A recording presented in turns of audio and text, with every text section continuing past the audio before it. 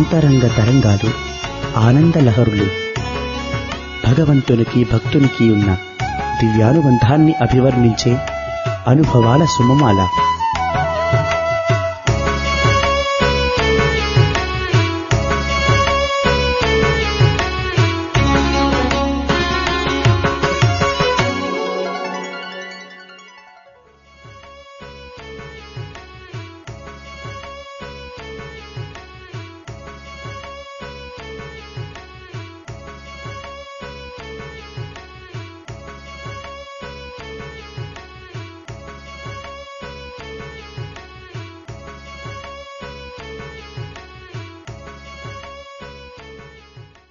స్వామి ఎన్నోసార్లు తరచూ వస్తూ ఉండేవారు అనంతపూర్ క్యాంపస్కి. అప్పుడు వచ్చినప్పుడు ప్రతి చిన్న విషయంలో కూడా స్వామి ఎలాగా కేర్ తీసుకొని ఎలాగ అన్నీ చెప్పేవారు, ఆ విషయాలు కొంచెం పంచుకుంటారా? మా కాలేజ్లో కామన్ రూమ్ అనేది ఒకటి ఉంది. ప్రిన్సిపల్ రూమ్ పక్కన office room, principal room, common room. So Swami ప్రత్యేకంగా కామన్ రూమ్ స్వామి వచ్చినప్పుడు, స్వామితో వచ్చిన డివోటీసు లేదంటే గెస్ట్స్ వచ్చినప్పుడు వాళ్ళందరినీ స్వామి ఈ కామన్ రూమ్లో పలికరించేవాళ్ళు ఎక్కువ. సో ఒకరోజు స్వామి ఖబర్ పంపించినారు, టీచర్స్ అందరితో మాట్లాడతాను అని ప్రిన్సిపల్ ఖబర్ పంపిస్తే టీచర్స్ అందరూ కామన్ రూమ్కి వచ్చినాము. అక్కడ ఒక ఓవల్ షేప్ ఒక టేబుల్ ఉంటుంది. తర్వాత స్వామి సోఫాలో కూర్చున్నారు, ఆ టేబుల్ ఉంది. స్వామి చుట్టూరు, ఇంకా మన కాలేజే కదా స్వామి వచ్చిండేది, మన స్వామే కదా అనేసి స్వామి దగ్గరగా కూర్చునేవాళ్ళం. అందరూ ఎంత దగ్గర కావాలంటే అంత దగ్గర కూర్చునేవాళ్ళం. ఇంకా స్వామి తెలుసు కదా, ఎంతో ఆప్యాయంగా, ఎంతో మంచి స్మైల్ ఇచ్చి ఏం బంగారు, ఏమి కథ, ఏం సమాచారం అని కాన్వర్సేషన్ స్టార్ట్ చేసేవాళ్ళు. సో ఒకరు వాళ్ళు అదే ఛాన్స్ అనుకొని స్వామి కొంతమంది లేచి స్వామి చెవుల దగ్గర పోయి ఏదైనా చెప్పాలా అంటే పర్సనల్ విషయాలు అట్లా చెప్పుకునేవాళ్ళు. తర్వాత ఇంకా కాలేజ్ విషయాలు చెప్పండి, మీ క్లాసుల విషయాలు చెప్పండి, మీకు ఏమైనా ప్రాబ్లమ్స్ ఉంటే చెప్పండి, నాకు చెప్పండి, వేరే వాళ్ళకి చెప్పొద్దండి, కాలేజ్ ప్రాబ్లమ్స్ ఏదైనా ఉంటే నాకు చెప్పండి అని ఎన్నో మాటలు చెప్తున్నారు. మీకు జీతాలు సరిపోతా ఉన్నాయా? ఆ రోజుల్లోనే మన కాలేజ్లో ఒక అంటే అందరూ బయట వాళ్ళు అందరూ అనుకునేవాళ్ళు, ఈ స్వామి కాలేజ్లో మాత్రం జీతాలు కరెక్ట్గా ఇస్తారు, బయట ఒకటి రాసుకుంటారు, ఒకటి ఇచ్చేవాళ్ళు. బట్ స్వామి కాలేజ్లో ముందు నుంచి జీతాలు ఎంత సైన్ చేస్తే అంత ఇచ్చేవాళ్ళు, ముందు నుంచి పద్ధతి ఉండేది. అది కాకుండా ఫస్ట్ వస్తే చాలు జీతాలు వచ్చేసేవి, ఆ విధంగా చూసుకునేవాళ్ళు స్వామి. సో ఏదైనా ప్రాబ్లమ్స్ ఉంటే నాతో చెప్పండి అనేసి చాలా మాటలు స్వామి చెప్పేవాళ్ళు. సరే ఆ రోజుల్లో స్టాఫ్ క్వార్టర్స్ కొత్తగా కట్టినారు. సో ఫస్ట్ క్వార్టర్స్లో ఏమో ప్రిన్సిపల్ ఉండేవాళ్ళు, ఇంకా ఒక 2 క్వార్టర్స్లో ఫ్యామిలీ మెంబర్స్, ఒక క్వార్టర్స్లో ఏమో అన్మ్యారీడ్ టీచర్స్ ఒక 6-8 మంది అట్లా ఉండేవాళ్ళు. సో వాళ్ళంతా క్వార్టర్స్ షేర్ చేసుకోవాలి, కిచెన్, బాత్రూమ్ అవన్నీ షేర్ చేసుకొని. ముందు వాళ్ళు హాస్టల్లో ఉండేవాళ్ళు, మళ్ళీ హాస్టల్లో ఇంకా మన పిల్లలు స్టూడెంట్స్కి అకామిడేషన్ ఇవ్వచ్చు అనేసి ఇట్లా టీచర్స్ని షిఫ్ట్ చేస్తున్నారు. సో అంతమంది ఉండేసరికి కొంచెం ఇప్పుడు ఒకరు అనుకునేలాగా ఇంకొకరు అనుకోరు కదా, సో కొంచెం కష్టాలు అనిపించేది. సో ఒక స్వామి అడుగుతున్నారు కదా ప్రాబ్లమ్స్ అనేసి ఒక టీచర్లు వేసి, స్వామి ఇంతమంది కలిసి ఉండాలంటే చాలా కష్టమైపోయింది స్వామి, ఆమె చూస్తే పొద్దున్నే 4 గంటలకే వంట చేసి పెట్టేస్తుంది, మేమంతా మధ్యాహ్నానికి ఆ చల్ల అన్నం తినాలా, ఇంకో ఆమె కారం ఎక్కువ వేసేస్తుంది. ఆ విధంగా ఏదో ఒక చిన్న కంప్లైంట్స్ టీచర్ ధైర్యం చేసి, స్వామికే కదా మనం చెప్పుకుంటా అన్నాము, స్వామి అడిగినారు కదా ప్రాబ్లమ్స్ అనేసి పాపం చెప్పుకొని, ఈ స్వామి ఎంత ఏమంటే వెంటనే ఏం చెప్పకుండా ఇంకేమి అనేసి ఇంకా అన్నీ బయటికి రాబట్టేవాళ్ళు, దాంట్లో జోకులు వేసుకొని అట్లా అనేసి. సరే అంతా విని దీనికి ఏం పరిష్కారము అని స్వామి అడిగినారు. అప్పుడు స్వామి అన్నారు, మీ అందరిలో ఒక మంచి అండర్స్టాండింగ్ ఉంటే ఆ ఒకే క్వార్టర్స్లో 100 మంది అన్నా ఒక రూఫ్ కింద ఉండొచ్చు. సో మనకు కావాల్సిండేది ఒకరు ఇద్దరు ఉండేది కాదు, మంచి అవినాభావం సంబంధం అనేది ఉంటే, ఒక మంచి అండర్స్టాండింగ్ ఉంటే ఒక 100 మంది అన్నా కలిసిమెలిసి ఉండొచ్చు అనేసి అంత బోధన చేస్తున్నారు స్వామి. అన్ని దాని తర్వాత ఆటోమేటిక్గా అందరూ స్వామి చెప్పినారు కదా, మనం ఎంతో అన్యాయంగా ఉండాలా, కలిసిమెలిసి అక్క చెల్లెలాగా ఉండాలా అనేసి డిసైడ్ చేసుకొని ఆ విధంగా అన్ని ప్రాబ్లమ్స్కి ఒకే సొల్యూషన్. అన్ని ప్రాబ్లమ్స్కి ఒకే సొల్యూషన్, కలిసిమెలిసి ఉండాలా. ఇంకోసారి స్వామి కాలేజీకి వచ్చినప్పుడు ఏమంటే, మనది ఒక సమాజం కదా, ఎంత మనం స్వామి కాలేజ్లో మనం స్వామి వాళ్ళు అనుకున్నాను, మనసు భేదాలు అనేది చిన్న చిన్న విషయాలపైన వస్తాయి, అది సహజమే అనేసి అనుకుంటాను. ఏమంటే స్వామి కాలేజ్లో తక్కువ అని చెప్పాలా, బయట ప్రపంచంలో ఎంతో డైమెన్షన్స్లో ఉంటాయి. సో ఒకసారి ఇట్లాగే స్వామి వచ్చినప్పుడు కొన్ని భేదాలు ఉంటే ఒక టీచర్ లేసి నించుకొని, స్వామి మాకు తెలియటం లేదు స్వామి, వీళ్ళు మాట వినాలా వాళ్ళ మాట వినాలా అనేసి మాకు అర్థం కావటం లేదు స్వామి, వీళ్ళు ఇట్లా అంటారు వాళ్ళు అట్లా అంటారు అట్లా అనేసి చెప్పేసరికి స్వామి కొంచెం కోపం వచ్చేసి ఇంకా టేబుల్ పైన చేయి కొట్టేసి అన్నారు, నీకు బుద్ధి లేదా, నీకు విచక్షణ జ్ఞానం లేదా, నువ్వు సొంతంగా ఆలోచన చేసేకి అయ్యలేదా అనేసి స్వామి అన్నారు. అంటే మనకి రైట్ అండ్ రాంగ్ మధ్యలో మనం చూస్ చేసుకోవాలి, వీళ్ళు చెప్పిండేది వాళ్ళు చెప్పిండేది కాదు, ఆ టైంకి ఆ పరిస్థితికి ఏ విధంగా మనం ఏ పని చేయాలా అనేది స్వామి ఎగ్జాంపుల్ను తీసుకున్నారు. ఏమంటే ఆడిటోరియంలో ఒక పెద్ద ఫైర్ యాక్సిడెంట్ అయింది అనుకో, అప్పుడు నువ్వేం చేస్తావు, వీళ్ళు మాట వింటావా వాళ్ళు మాట వింటావా అనేసి మనకి విచక్షణ జ్ఞానం ఉండాలా, ఆ పరిస్థితిలో మనం ఏం చేయాలో మనం ఆలోచించుకొని ఆ విధంగా నడుచుకోవాలా అనేసి స్వామి చాలా చక్కగా చెప్పినట్టు బాగా గుర్తు ఈ మాట. మళ్ళీ మన స్వామి చెప్తా ఉంటాయి కదా, ప్రతిసారి వచ్చినప్పుడు బాగా పిల్లలకి ఎంతో బోధన చేసేవారు. తర్వాత బుక్స్ విషయాల్లోనూ స్వామి లైబ్రరీలో మంచి మంచి పుస్తకాలు తెప్పించేవాళ్ళు, అంత రిలీజియస్ పుస్తకాలు. మాకు ఒక పెద్ద రిలీజియస్ అండ్ స్పిరిచువల్ బుక్స్దే ఒక పెద్ద ర్యాక్ ఉంది. స్వామి సొంతంగా ఈ పుస్తకం తెప్పించినారా అది తెప్పించినారా అని చెప్పి తెప్పించేవాళ్ళు. స్టార్టింగ్ లైబ్రరీలో అయితే మన డిఓ ఒక ఆఫీసర్ అనంతపురం నుంచి బెంగళూరు పంపించి మంచి బుక్స్ మీకు చూస్ చేసుకొని తీసుకురావాలా అనేసి ఆ విధంగా స్వామి పర్సనల్ ఇంట్రెస్ట్ తీసుకొని లైబ్రరీ స్టార్ట్ చేస్తున్నారు. తర్వాత పిల్లలకి చెప్పేవాళ్ళు, మనం చెత్త నావెల్స్ అంతా చదువుకూడదు, మన మైండ్ అంతా చెడిపోతుంది, మంచి పుస్తకాలు చదవాలా, మీకోసమే మంచి మంచి పుస్తకాలు తెప్పించినాను లైబ్రరీలో అని మంచి పుస్తకాలు చదివే దాని గురించి చాలా చెప్పారు. అది ఎట్లాగ అయిపోయిందంటే అలవాటు. ఈ రోజుకిను మన హాస్టల్స్లో ఒక్క చెడ్డ నావల్ ఉండదు, ఎవరి దగ్గరనా ఉన్నాను అది తీసి బయటకు పడేస్తారు. సో మంచి పుస్తకాలు చదవాల, మంచి ఇది మన ఎవల్యూషన్ కోసము మంచి ముందుకి మనకి బాగుండాలా అనే దానికోసం స్వామి ఇవన్నీ.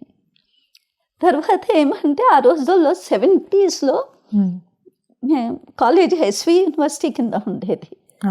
సో ఆ రోజుల్లో స్వామి గేమ్స్కి చాలా ఇంపార్టెన్స్ ఇచ్చేవాళ్ళు, డాన్సు డ్రామా ఇవన్నీ స్వామి చాలా ఇంట్రెస్ట్ తీసుకొని కాలేజ్ వచ్చినప్పుడు కాలేజ్ డే కోసము అంతా చాలా ఎంకరేజ్ చేసేవాళ్ళు. సో స్టూడెంట్స్ని గేమ్స్కి ఇంటర్ కాలేజ్ కాంపిటీషన్స్ కోసం, ఇంటర్ యూనివర్సిటీ కాంపిటీషన్ కోసం టీచర్స్తో పాటు బయట పంపించేవాళ్ళు, స్వామితో చెప్పి వెళ్ళేవాళ్ళు. స్వామి ఎంతో చక్కగా మంచి పేరు తీసుకురావాలా, డిసిప్లిన్ బాగుండాలా అనేసి చెప్పి పంపించేవాళ్ళు పిల్లలకి. అదేవిధంగా ఆ రోజుల్లో నేషనల్ సర్వీస్ క్యాంప్స్ అనేది, నేషనల్ సోషల్ సర్వీస్ NSS అనేవాళ్ళు. సో దాంట్లోనూ మన స్టూడెంట్స్ పాల్గొనేవాళ్ళు.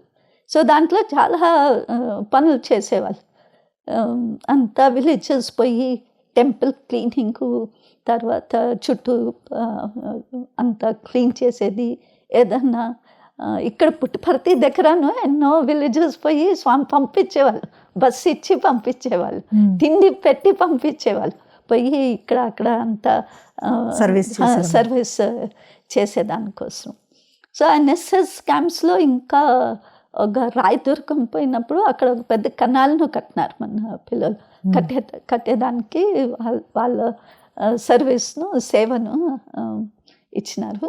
అదేవిధంగా రాప్తాడు, అనంతపూర్ దగ్గర రాప్తాడు అనేసి ఒక ప్లేస్, అక్కడైతే పేదవాళ్ళకి ఇంట్లో కట్టినారు. అంటే మేస్త్రి వీళ్ళు ఉన్నాను, పిల్లలంతా అంతా హెల్ప్ చేసేదానికోసం అట్లా 60 houses అట్లా కట్టినారు. సో దీంట్లో అంతా ఇంకా తిరుపతి క్యాంప్స్ అట్లా అంతా స్టూడెంట్స్ని తీసుకుపోయేవాళ్ళు. టీచర్స్ ఒక 2-3 ఇన్ఛార్జ్ ఉండేవాళ్ళు.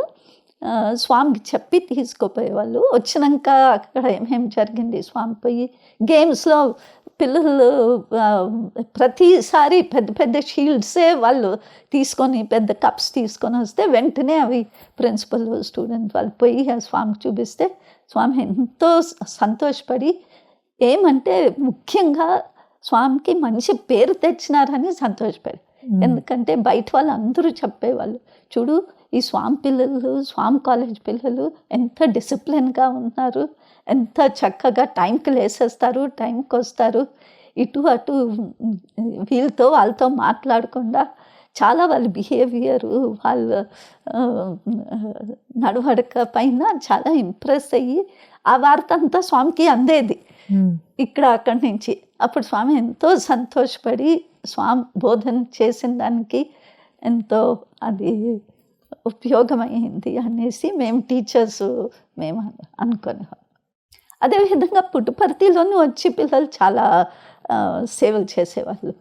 ఇప్పుడు 1975లో కాబోలు మనకి సర్వధర్మ స్తూపం 50th బర్త్డే స్వామి 50th బర్త్డే స్వామి పంపించేవాళ్ళు, పిల్లలందరినీ తీసుకొని వచ్చేసేయండి. ఆ రోజుల్లో మాకు స్వామి 2 బస్సులు పెట్టినారు. సో పుట్టపర్తి వచ్చేదాన్ని పోయేదానికోసం. సో ఆ బస్సులో తీసుకొని వస్తే ఇంకా దీనిమంతా సోషల్ సర్వీస్ చేసి ఆ స్తూపం కట్టే దాంట్లో మన స్టూడెంట్స్ స్వామి అవకాశం ఇచ్చినారు. మా స్టూడెంట్స్కి, టీచర్స్కి పని చేసేటప్పుడు స్వామి వచ్చి ఎంతో ప్రోత్సాహం చేసేవాళ్ళు. తర్వాత ఐస్ క్రీమ్ పంచిపెట్టేవాళ్ళు, ఫ్రూట్స్ పంచిపెట్టేవాళ్ళు, స్వామి చేతుల్లోనే ఇచ్చేవాళ్ళు అనమాట. సో గోకులంను వచ్చి, గోకులం మన ఆవులు పెడతారు కదా, గోకులం అదిను పిల్లలు వచ్చేసి కట్టేటప్పుడు అవన్నీ చాలా సర్వీస్ చేసేవాళ్ళు. ఆ రోజుల్లో యాక్చువల్గా సేవాదాలు ఎక్కువ ఉండేవాళ్ళు కాదు. సో ఫెస్టివల్స్ ఇది వచ్చినప్పుడు ఇంకా స్వామి చెప్పేవాళ్ళు, మీరు క్యాంటీన్ డ్యూటీ చేయండి, ఇక్కడ చేయండి అనేసి. అప్పుడు క్యాంటీన్ పిల్లలు, టీచర్స్ అంటే పిల్లలు పోతే టీచర్స్ తప్పనిసరి వాళ్ళతో పాటు పోవాలా, వాళ్ళతో పాటు ఉండాలా, వాళ్ళు గైడ్ చేయాలా, ఎట్లా చేయాలా అనేసి పాపం పిల్లలందరూ. అంటే స్వామి పెద్ద అవకాశం. ఏమంటే మనం అనుకుంటాం మనం క్యాంటీన్లో సేవ్ చేస్తాను, బట్ ఇది జీవితం కోసం, మన కోసం స్వామి ఇది అనుభవం ఇచ్చేది. సో ఆ రోజుల్లో స్వామి పిల్లలు క్యాంటీన్లో అంత ప్లేట్స్ కడిగేది, పాత్రలు కడిగేది, స్వామి ఏమైనా చెప్పేవారు ఎలా చేయాలి ఏంటి అని, ఎట్లా అనేసి. అంటే ఇప్పుడు కొంతమంది ఇంట్లో పాప ఆడపిల్లలకి పనులు రాదు, నేర్పించరు. బట్ మనం హాస్టల్ జాయిన్ అయినారంటే ఇంకా రూమ్లో కసు నూకేది, తర్వాత రూమ్ తుడుచుకునేది, బెడ్స్ వేసుకునేది తీసుకొని ఇంకా ఇట్లాగా చపాతీస్ను పిల్లలకి స్టార్టింగ్లో వచ్చేది కాదు, అన్ని బ్యాప్లు వస్తుంది. అప్పుడు మీరు టీచర్స్ లేదంటే కొంతమంది సీనియర్ స్టూడెంట్స్ లేదు ఇట్లా చేయాలా, 2-3 చెడిపోయినా పర్వాలేదు, బట్ ఆ విధంగా నేర్చేసుకునే వాళ్ళు. ఒక 1 ఇయర్లో ఈజీగా నేర్చుకునే. కాయగూరలను కొంతమందికి అసలు కత్తి పెట్టుకునేది అని వచ్చేది కాదు. అట్లాంటిది కాయగూరలు ఇది తరిగిచ్చేవాళ్ళు క్యాంటీన్ కోసము. లడ్డూస్ కట్టేది, చేసేది కాదు బట్ లడ్డూస్ కట్టేది. అవన్నీ ఈ రోజుకి లడ్డూస్ కట్టాలా అంటే క్యాంటీన్ వాళ్ళు పంపిస్తే స్టూడెంట్స్ వెళ్తారు. తర్వాత పూర్ణచంద్ర ఆడిటోరియంను స్టార్టింగ్లో అంతా స్వామి మనకే అవకాశం ఇచ్చినారు క్లీన్ చేసేకి. సో తెల్లారుజామున 3 గంటలకే 4 గంటలకు అట్లా లేచి మొత్తం తుడిచి ఒక్కొక్క సెక్షన్ చేసేసేవాళ్ళం. 4 టీచర్స్ పోతే ఒక 4 సెక్షన్స్లో గర్ల్స్ని డివైడ్ చేసుకొని ఒక్కొక్క సెక్షన్ క్లీన్ చేసుకొని తుడిచి 6 గంటలకంతా మళ్ళీ రూమ్కి వచ్చి రెడీ అయ్యి మళ్ళీ వెళ్ళేవాళ్ళు. సో ఇవన్నీ పెద్ద అవకాశాలు స్వామి మన స్టూడెంట్స్కి, టీచర్స్కి. ఏ పని తక్కువ కాదు, ఏ పని స్వామికి అర్పితం చేసుకుంటే అది స్వామి పనే అవుతుంది. స్వామి ఎన్నో మార్లు అన్నారు, మనం ఏ పని చేస్తానో స్వామికి అర్పితం చేసేస్తామంటే అది స్వామి పనే. చాలా బాగుంది. ఒకసారి ఇంటర్వ్యూలో ఒక టీచర్ అడిగినారు, స్వామి నేను జపం చేస్తాను, ధ్యానం చేస్తాను స్వామి, ఏ సాధన అన్నిటికంటే మంచిది స్వామి, ఏ సాధన చేస్తే మనం స్వామికి దగ్గర చేరవచ్చు అట్లా అని. అప్పుడు స్వామి ఏమన్నారు తెలుసా, ఏ పని చేసినా బాగా చేసి స్వామిని అనుకొని చేసి చక్కగా చేసుకుంటే అదే బెస్ట్ సాధన అని చాలా క్లియర్గా అన్నారు. అంటే మనం ఎప్పుడైతే మనం పని దేవునికి అర్పిస్తామో అప్పుడు దాన్ని ఎంతో శ్రద్ధ, ఎంతో ఒక పర్ఫెక్ట్గా బాగా చేయాలనేసి చూస్తాం. సో ఈ విధంగా స్వామి మనకి డిఫరెంట్ ట్రైనింగ్స్. ఒకసారి స్వామి పూర్ణచంద్ర ఆడిటోరియంలో ఉండేవాళ్ళు. మాకు స్పోర్ట్స్ మీట్ అయిపోయినాక ప్రైజ్ డిస్ట్రిబ్యూషన్ ఫంక్షన్ ఉండేది. సో ఈ ప్రైజ్ డిస్ట్రిబ్యూషన్ ఫంక్షన్ పూర్ణచంద్ర ఆడిటోరియంలో ఏర్పాటు చేస్తున్నారు. సో ముందు రోజే ప్రిన్సిపల్ ద్వారా చెప్తున్నారు, రైట్ సైడ్లో ఆడపిల్లల ప్రైజెస్ ఉంటాయి, లెఫ్ట్ సైడ్లో మగ పిల్లలది. సో మాకు పోయి మా ప్రైసెస్ అంతా బాక్సెస్ ఏమో నైట్ పెట్టేస్తాము, తెల్లారుజామున పోయి అంతా జోడించి పెట్టుకోవాలి. సో దాంట్లో నాకే ఒక చిన్న అవకాశం దొరికింది. ఆ ఫిజికల్ డైరెక్టర్ మిస్సెస్ సైమని, ఆమెతో నేను వెళ్ళి ఒక క్యాప్టెన్స్ని, ఒక 4 క్యాప్టెన్స్ పిల్లల్ని తీసుకెళ్ళి అవన్నీ జోడించినాం. ప్రైసెస్ అంతా జోడించి పెద్ద షీల్డ్స్, కప్స్, మళ్ళీ మీడియం లెవెల్ ప్రైసెస్ చిన్నవి అంతా జోడించి ఇంకా ఆల్మోస్ట్ అయిపోయింది. ఆ టేబుల్స్ పైన బెడ్షీట్స్ వేసేది సరిగ్గా ఉన్నాయా లేదా అవన్నీ చూసుకొని ఇంకా ఆల్మోస్ట్ అయిపోయింది మా పని. ఇంకా వెనక్కి రావాలి, రూమ్స్కి వెనక్కి రావాలి. అట్లాంటిది సడన్గా వెనక్కి తిరిగి చూస్తే స్వామి అక్కడ. మాకు ఆశ్చర్యం అయిపోయింది, ఏమంటే ఇంకా 7 గంటలు కాలేదు మార్నింగ్.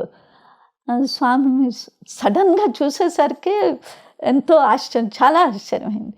అట్లాంటి స్వామికి నమస్కారం తీసుకొని అప్పుడు స్వామి చేతులు 2 వెనకాల పెట్టుకొని అంతా ప్రైసెస్ చూస్తున్నారు.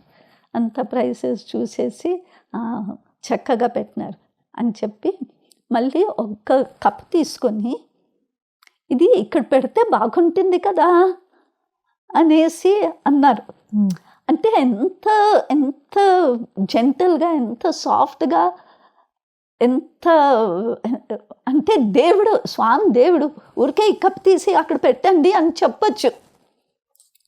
బట్ ఆ చెప్పే విధానం చూడండి, ఈ కప్ ఇక్కడ పెడితే ఇంకా బాగుంటుంది కదా అనేసి ఎంత స్వీట్గా, ఎంత బాగా చెప్తున్నారంటే అవి తీసి పెట్టినాము. అయితే ఆ మాటలు, ఆ దృశ్యం ఈ రోజుకిను కళ్ళు కట్టినట్టు. మన ఎవరికైనా ఏమైనా చెప్పాలన్నాను, ఏ విధంగా చెప్పాలా అనేది ఒక పెద్ద లెసన్ నేర్చుకున్నాం ఆ రోజు. ఎంతో ఎంతో స్వామి వచ్చిండేదే హ్యాపీ ఫీలింగ్ ఉన్నింది. ఆ తర్వాత స్వామి ఈ విధంగా చెప్పి మేము అది ఆ పాఠం గ్రహించేది అది చాలా చాలా మనసుకి మంచి ఫీలింగ్ అనేది ఇచ్చింది. ఇలాగే మీకు ఎంతో సన్నిహితంగా ఉంటూ కూడా ఇంకా ఎన్నో పాఠాలు నేర్పించుంటారు, వాటి గురించి పంచుకుంటారా? ఇది టీచర్స్ గురించి స్వామి ఎప్పుడు చెప్పేవాళ్ళు, టీచర్ డ్రిల్ టీచర్గా ఉండాలి. ఎందుకు డ్రిల్ టీచరు ఏమంటే, డ్రిల్ టీచర్ ఒకటే 1 2 3 4 అని చేసి ఎక్సర్సైజెస్ చేసి చూపిస్తారు, మిగతా వాళ్ళు ఊరికే పాఠాలు చెప్తారు. సో స్వామి చెప్పింది ఏమంటే, టీచర్స్ రోల్ మోడల్స్గా ఉండాలి. టీచర్స్ రోల్ మోడల్గా చేసి చూపించాలి. అంటే మన నడవడికలో, మన మాటల్లో, స్టూడెంట్స్తో కానీ పెద్దవాళ్ళతో కానీ, మన డ్రెస్సింగ్లో అన్ని విధాలుగా టీచర్స్ స్టూడెంట్స్కి చేసి నేర్పించాలి అనేసి ఈ పాయింట్ను టీచర్స్కి చాలా చెప్పేవారు. ట్యాంక్లో మంచినీళ్ళు ఉంటేనే కదా ట్యాప్ నుంచి మంచినీళ్ళు వస్తుంది. సో ఆ టీచర్స్ని ట్యాంక్తో పోల్చేవాళ్ళు, ట్యాంక్ ఆఫ్ వాటర్తో. అప్పుడు ట్యాప్ నుంచి వచ్చే నీళ్ళు స్టూడెంట్స్ అప్పుడు ట్యాంక్లో నీళ్ళు బాగుంటే స్టూడెంట్స్ను బాగుంటారు అని ఆ ఎగ్జాంపుల్ ఇచ్చేవాళ్ళు. ఇంకో సందా అంటే స్వామి ఈ ప్రైజ్ డిస్ట్రిబ్యూషన్ దీంట్లో ఎంత బాగా పొలైట్గా జెంటల్గా ఎంత మాట్లాడినారు అని గుర్తు చేసుకుంటా ఉంటే, ఒకసారి ఇంటర్వ్యూ పిలిచినప్పుడు ఇంకో మాట చెప్పాలంటే, ఒకసారి ఇంటర్వ్యూ 15th ఆగస్ట్కి ఇచ్చినారు, 26 జనవరికి ఇచ్చినారు. మేమేమంటే ఫ్లాగ్ హాయిస్టింగ్ చేసి మధ్యాహ్నం దర్శనానికి వచ్చేవాళ్ళు. కొంతమంది టీచర్స్ ఏదో పర్మిషన్ ఏదో తీసుకొని ఉండిపోయేవాళ్ళు పుట్టపర్తిలో.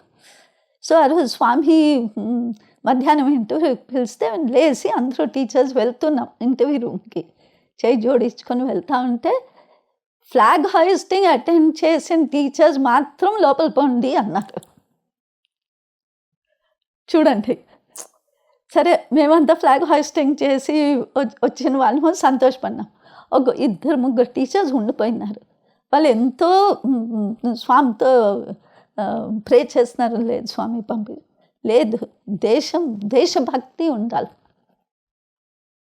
అనేసి ఇంకా ఒక 2 ఎగ్జాంపుల్స్తో, అంటే ఏమి స్వామి మీరు ఫ్లాగ్ హాయిస్టింగ్ తప్పనిసరి చేయాలని చెప్పలే, బట్ ఈ విధంగా స్వామి లెసన్స్ అనేది ఏ విధంగా చెప్తారు చూడండి.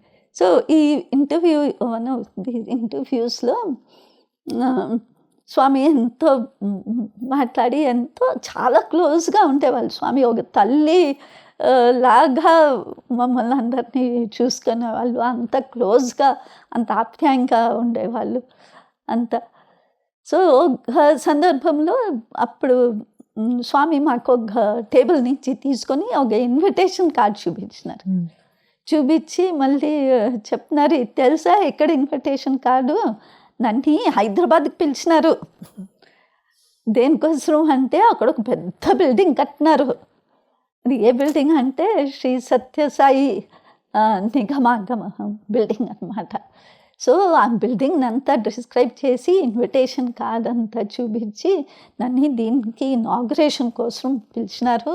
నేను మన్నాడు బయలుదేరాలా, చాలామంది ఈ మినిస్టర్ వస్తారు, ఇతను వస్తారు, వాళ్ళు వస్తారు అనేసి ఎంతో మనం ఒక ఫ్యామిలీలో ఏ విధంగా మాట్లాడతాం చూడండి, అంత ఆప్యాయంగా అంత క్లోజ్గా మాట్లాడేవాళ్ళు.